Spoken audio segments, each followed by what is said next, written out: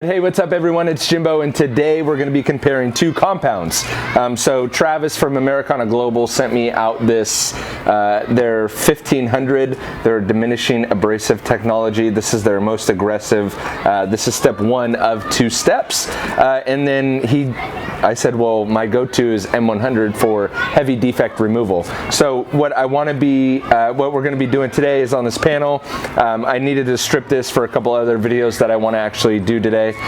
So I was going to compound and polish and make sure I had everything removed off this surface. So what better of a time to try two different compounds and see how they work. So I'm actually going to be pairing them up on two brand new uro-fiber, the Oreo pads, I call them, I always forget the name of them, and my Porter cable. So I'm going to do that now, set it up, and we're going to see really what I'm looking for is what's the work time like. M100 is way better than the M105 and cheaper. Are the work times the same, or is one better than the other? Does it mar? Is it a true correction? So we're going to be wiping it with both the Americana Global stripper and then super clean as well, a heavy degreaser. As you can see, I have some stuff staged for a couple of videos that I'm going to do a little bit later that will come out. But those things, is it a true correction? Does it haze underneath an aggressive pad? Is it getting all the defects out and everything in between? I hope to show. So I'm going to get the scan grip out and we're going to be looking at this panel. First, I got to rough it up. So how I do that, the most effective way that I found that is to it's perfect. I take one of these baggies,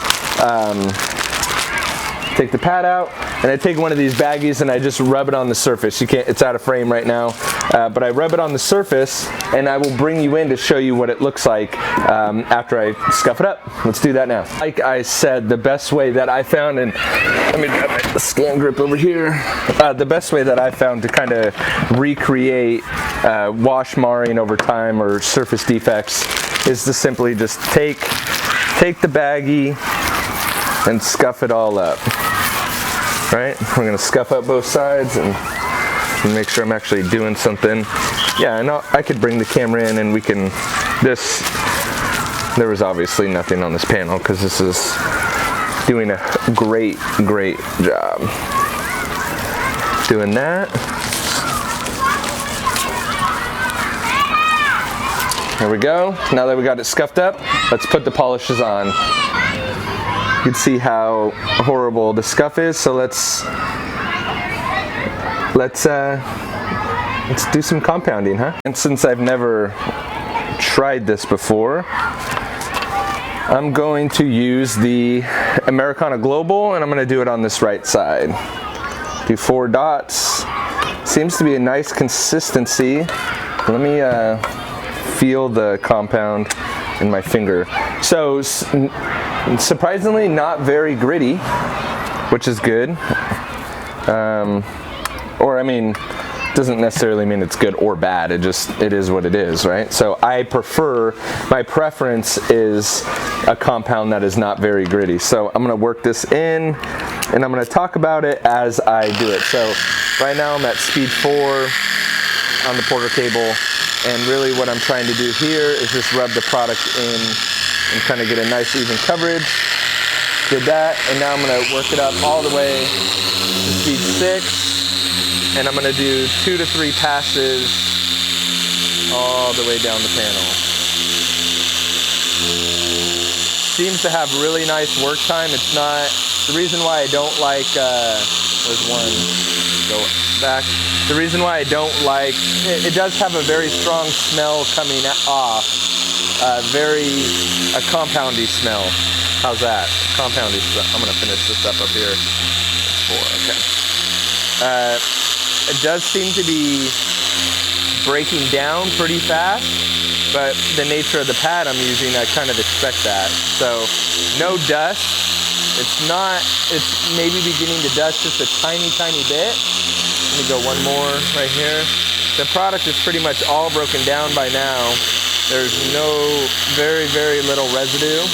This is kind of cool. I'm giving you a play-by-play on my first time with Americana Global 1500. So there we go. Let's leave it at that. I'll put that pad over there. Let me grab a towel to wipe off this residue. And so that was interesting. Not a lot of dust, which you kind of expect from a compound, and what you probably will get from the M100 is a lot of dust. So with this Americana Global 1500, we're not seeing a lot of dust, which is nice. Let me grab a microfiber towel. Nice wipe off, not very difficult at all. Nice wipe off, and I did pretty much break that product down to where you couldn't see it anymore. So there's that side. Now before we bring it in with the scan grip, let's do the M100. And I'm a long time fan of M100. Now M100, and for both of these, M100 on a microfiber pad is going to be a very aggressive combo. So blue in color, so if you use it on like a foam pad, it's going to stain your pad a little bit more. Hold on, my daughter's. I don't have any, baby, I'm sorry. No, I'm recording a video. I'll pick you up soon. All right, so here we go, back to the test. I'm gonna go down to speed 4 and work the product in the panel. Make sure it's all worked in. I wonder if I could actually get rid of this scratch down here. All right, all worked in. Let's jump it up to speed 6. I'm gonna finish this top part first.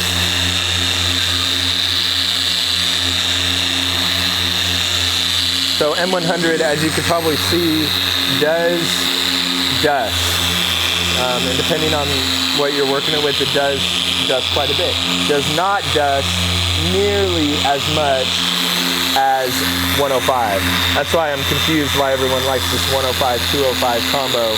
In my opinion, there's so many better options, including M100. I'm gonna save you money too. 205, I've never gotten to work for me. It does not work at all, but you can even see the dust that's happening over on the Americana Global side. Quite a bit of dust. So let's work this one more time.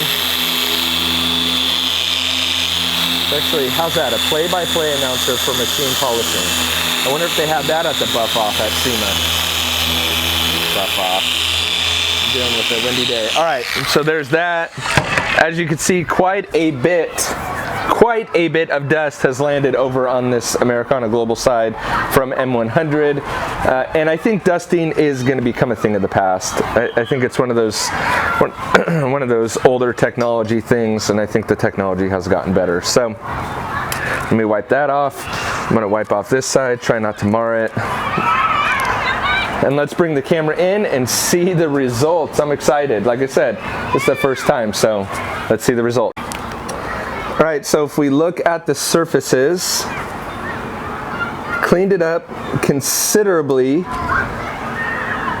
There is a little bit in there still. I don't know if the camera can pick that up. Let's see if I go on the lighter light. There definitely is some scratches in there. Did not clean it up all the way. Could be partly technique, but I did the same on the M100 side.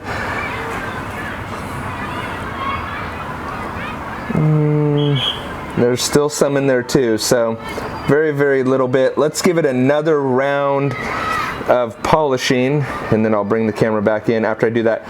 Good to know it did haze a little bit. Both of them did. You see kind of the reflections, or it almost looks like swirls. That's haze. So that compound on both sides. Now the Americana Global didn't haze as much, but it left a little bit more defects.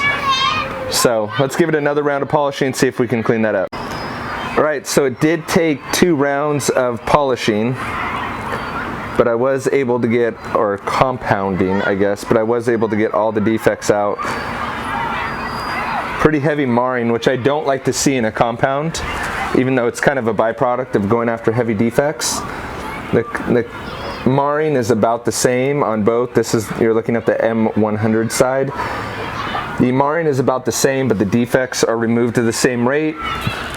They work almost identically, with the exception of M100 dust a lot. So what I'm going to do now is I'm going to shoot it with super clean and see if they're both a true correction. Let's do that now. All right, here we go. So I just wiped it with Super Clean. This is the Americana Global side, and I wiped it with Super Clean right near the middle on both sides. So on this right here and right here is where I wiped it with Super Clean. And this is what we have to be careful with compounds. So this is the compound before the Super Clean, or before stripping it. And did you see that? It's really, really slight. Here's where I wiped it. And there's that right there. So though the defects didn't really come back, let's go back up here. So the defects didn't come back, so you are getting a true correction, okay? But you're losing depth in the paint. So it's funny when people say, oh, compounds don't have fillers. You could see that though it doesn't have a filler in regards of correction, so you are getting a true correction, there are fillers that are adding depth and gloss to the paint, and when you strip it, those go away. There is the compounded side, and then here's where I wiped it. That's the Americana Global 1500. Let's jump over to the Meguiars. So Meguiars, right there is where we corrected it, and right around there is where it starts. Yep, right there. In person you could really see it. They're very, very similar. Very similar. So even with M100, though there may not be fillers, there are definitely gloss enhancers, just like you could see it right there, where you just lose a little bit of depth and gloss to it. But so there's the M100 side, and again, let's Americana Global, there's that line right there. You lose a little bit of depth and gloss. So you may be asking yourself, which one is better? Is the Americana Global 1500 better, or is the Meguiars M100 better? And at the end of the day, they're both very, very similar. I would say the one thing that makes Americana Global 1500 a little bit better, slightly better, and this is where it gets into the user experience, where I talk about a lot, where the user experience is so important in these products and chemicals, and sometimes that could be the deciding factor, is how user-friendly the product is. The only variance or the only difference between these two products, in my opinion, is the dusting. They both cut, they both correct. I'll be honest, I was a little disappointed that both of them took a second round of polishing or compounding to do, but that could be due to the fact that I'm using a Porter cable. My pad isn't the right size, and I didn't apply any pressure, or very medium pressure. When I went for the second round, I added a lot more pressure and I got it, but I also added a lot more marring. So neither one of these are intended to be, even though you could switch up the pad combo and probably use either one as a one step.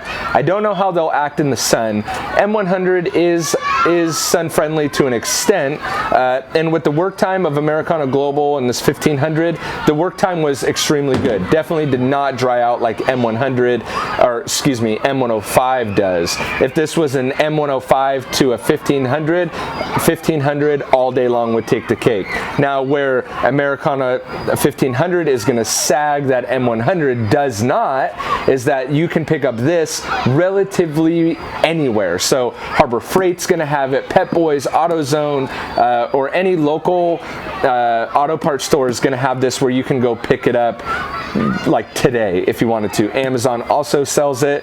Americana Global is not on Amazon, and you got to buy directly from their website, which could be a big hindrance. You got to pay for shipping, and you got to wait for them to process the orders and ship it. Now that's where the decision has to come down to you. The purpose of this video was just to show you how they worked and the results that I got on this throwaway panel. So there's a couple different factors that could sway either way. I'm not here to tell you which one to pick up. I think they both do the job just fine and can work. They both have great work time, definitely way above M105, but some of them, you know, it'd be interesting to compare like the 1500 to 3D1.